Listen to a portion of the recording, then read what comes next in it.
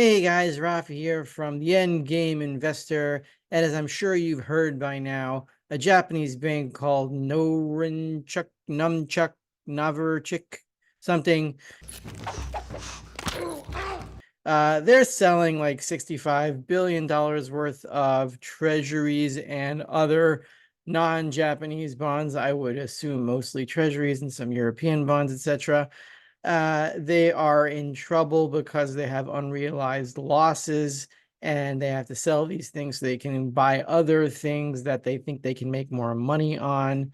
Apparently, this isn't a problem at all, and everything's fine as it always is with collapsing banks. There's never any problems, there's never any trouble, and you can't admit to anything. But my question is, when you're playing poker, do you show your hand? I mean, if you've got $65 billion worth of bonds to sell, do you announce it to the whole world that you're going to do this because you want them to know what you're about to do so they can front run you? This does not make much sense. It doesn't make sense. If Chewbacca does not make sense, you must acquit.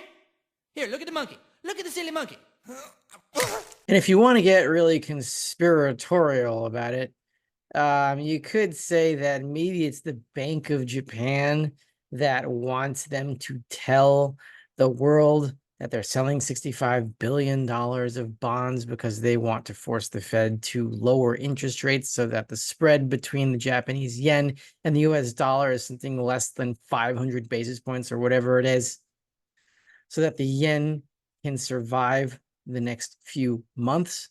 I want to show you a chart. This is the Japanese yen. It's not doing well. This is the Japanese yen since, 1971. We know that date. August 1971. Look at that. I know that date. That's a very famous date in gold bug land. We are at the final support here. The higher it goes, the weaker the yen is the yen to the dollar. So we're at 158.68 right now, and this is about the support zone for March 1990, which is the last time that the Nikkei was at its all-time high. Now I want to show you something else. If we look at a one-year chart of the yen, which is in red, and remember, the higher the red line goes, the weaker the yen, and the Japanese 10-year bond, the higher it goes, the higher the yield. You can see that the yen weakening goes in tandem with Japanese bonds weakening. So the higher Japanese interest rates go, the lower the yen goes. And that's not normal because usually you assume in Keynesian thinking that the higher interest rates go, the stronger your currency gets. But that's not the case with the Japanese yen because the yen is basically all bonds, because that's all the Japanese bank, the Bank of Japan, central bank, owns. So when Japanese government bonds go down, when their yield goes up, the yen weakens. So basically, the yen is screwed. The lower its interest rates go, then the higher the spread between dollar rates and yen rates, and the lower the yen goes. And the higher interest rates go, the lower the yen goes, because the yen is mostly Japanese government bonds anyway, and the Bank of Japan owns, I think, over half of the Japanese government bond market. So what is the Bank of Japan to do? They cannot do anything beyond sudden selling of dollars and buying of yen, which only works for a few days, and the market absorbs it, and the yen weakens further, which is why we are at a 1990, how old am I? 30, that's 33, 34 year low. I'm not 34. I was born in 1983. I'm 40. What does that have to do with anything? And so I'm not much of a conspiracy theorist, but I do know that when you want to make a $65 billion sale, you don't announce it to the entire damn world before you're going to do it a year in advance. Why would any woman want to do that? So I think something else might be going on here. Maybe the Bank of Japan is trying to force the Fed to lower interest rates so that it can save the yen, because there's nothing else that it can do. And once the yen falls, the entire Keynesian system falls, because the queen or king or emperor of Keynesianism is not really the Federal Reserve, it's the Bank of Japan, because they have a debt to GDP ratio of something like 265% or some insane number like that. And when they really get into something, the Japanese really get into it.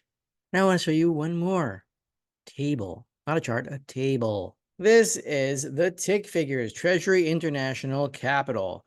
And who is, I'm going to minimize my little face here, and who is the #1 owner of Treasury bonds? Treasury International Capital means how much bonds, Treasury bonds, US bonds, are owned by foreign countries.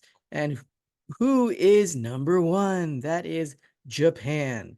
Number two, a distant number two, at 770 billion is China mainland, as opposed to China not mainland, which is Hong Kong, I think. Japan owns $1.15 trillion. And they are pretty much the only ones who have been significantly adding to their stockpile of treasuries since last year. It's not even that significant in Japan. They had 1.125 trillion in April 2023, now 1.15 trillion.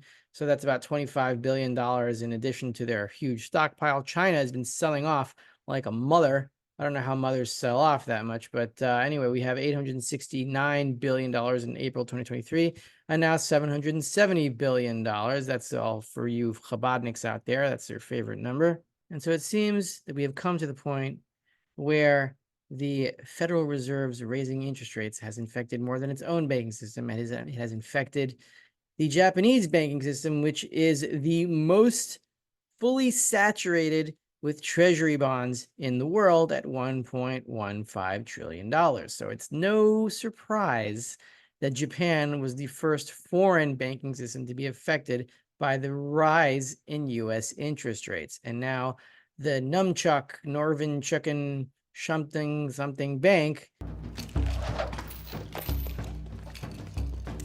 Do not try it. is losing 1 point whatever trillion yen, give or take 100 billion yen on either side or whatever. And the yen is at 34-year lows. And once it breaks those lows, it's going to probably fall a lot harder and a lot faster. And the Keynesian experiment that is centered in ground zero in Tokyo will come to a nuclear end. Probably not immediately, but it's another step in that direction. If you enjoyed this video, then sign up for the Endgame Investor on Substack, where you can get this sort of tone and financial commentary just in written form, which is what I'm pretty good at. And if you want access to my Patreon playlist, then sign up to be my patron on Patreon for as little as $3 a month. The next thing I'm covering is ancient anti-Semitic jokes from Rome. I found a whole page of them. They're really funny, and some of them have to do with money. This is Rafi of the Endgame Investor. You can find all the links in the bottom of the description below, and I'll see you guys at Chris's channel on the Weekly Silver Report. Konnichiwa.